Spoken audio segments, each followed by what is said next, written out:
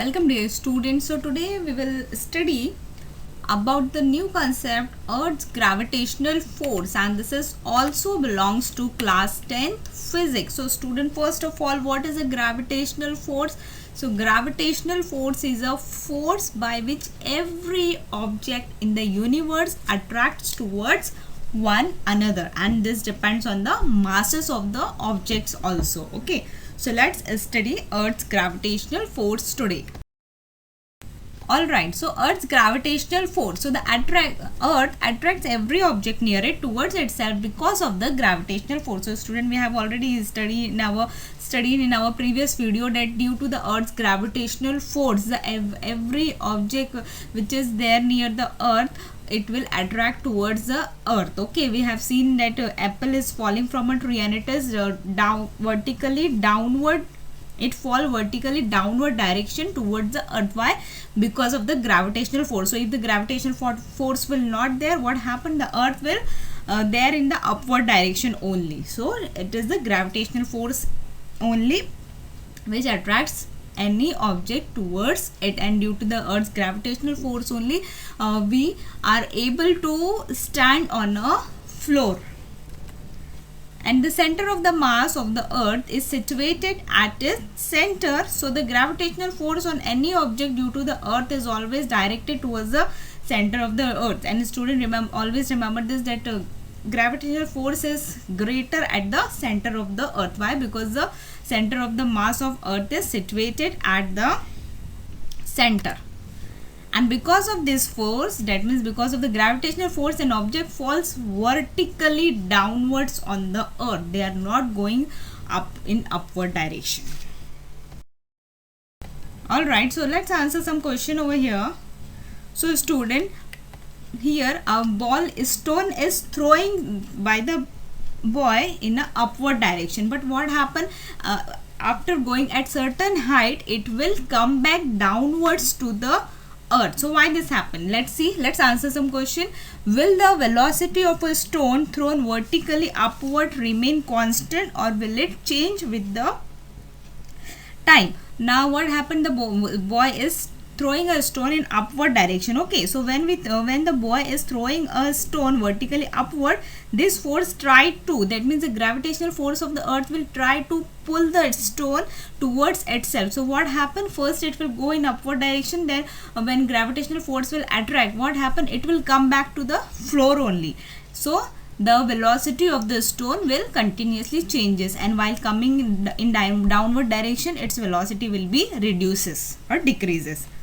Now next question is, why doesn't the stone move up all the time? First, when the boy will throw a stone, what happened? It will go in upward direction, but when the gravitational force of the Earth will try to pull the stone downward, it will come back into the floor, and that's why that's why the stone doesn't move up all the time. Now next question is, why does it fall down after reaching a certain height? This is simple, just due to the gravitational force of the Earth.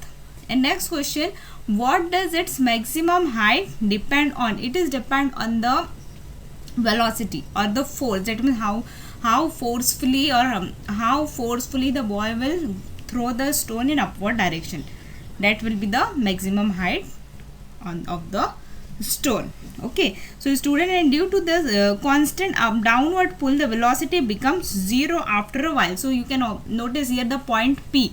The boy will throw a stone and it will reach to point P. So here the velocity becomes zero, and after becoming zero, it will come back into the downward direction, and the pull continues to be exerted, and the stone start moving vertically downward towards the center of the Earth under its influence. That means after reaching at point P, the velocity becomes zero, and while it come back toward in downward direction, it will reduces.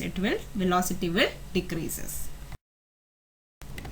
Okay, now next is Newton's law of gravitation. Now we have already studied in detail the Newton's law of gravitation, but let's see. Every object in the universe attracts every other object with a force. That is a Newton's law of gravitation. Alright, and thus if the Earth attracts an apple towards itself, the apple also attracts the Earth towards itself with the same force. And why then does the apple fall towards the earth, but the earth does not move towards the apple? So student, we know that earth's gravitational pull or gravitational force will exert on the apple, and apple will fall on the tree. But what happened, why doesn't earth go towards the apple? Why? Because of the difference in the masses of the apple and earth. Mass of the apple is very less and mass of the earth is huge mass. So that's why an apple is coming toward the earth, but earth doesn't move towards the apple. Okay, so the next is the gravitational force due to the earth also acts on the moon, because of which it revolves around the earth. So we know that moon is a natural satellite of the earth, and it is continuously orbiting the earth in a proper or in a fixed velocity. Okay, so similar situation exists for the artificial satellite orbiting the earth. Now there are so many artificial satellites are there, that is geostationary satellite, telecommunication satellite, and much more satellites are there which are continuously orbiting the earth in a proper or fixed velocity. So the earth attracts them towards itself, but unlike the falling apple, they do not fall on the earth. Why? So student, this is because of the velocity of the moon and artificial satellites along their orbits. If this velocity was not there, they would have fallen on the earth. So this is all about the velocity.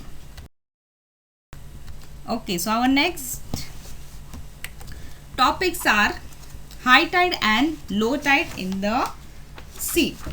Alright. So student, you must be knowing about the high tide and low tide that occur regularly in the sea. So what causes these high tide and low tides? Okay. So first student, high tide and low tide are caused by the moon. That means we know that moon is continuously orbiting the earth. So these high tide and low tides are caused by the moon on the earth. Okay. So the moon's gravitational pull generates something called the tidal force. That means gravitational force of the moon will attract the water on the earth, and this is called as a tidal force. And the tidal force causes the earth and its water to bulge out on the side closest to the moon and the side farthest from the moon. So student, you can observe in the picture that this position of the moon, where the moon is situated, what happened, the bulges are taken. You can see now that bulges are there on the side of the moon. So these bulges are nothing but the high tide. Okay, so these bulges of water are high tides. And here you can observe the high tide. Where is the high tide? Where the moon is closest towards the earth. Okay, and where will be the low tide? Where the moon will be far away from the earth. Okay, and this is the closest side, and the farthest side will be low tide. And you can observe the bulges are high tide. That means where the water level is greater, that will be the high tide, and where the water level will be less, there will be low tide.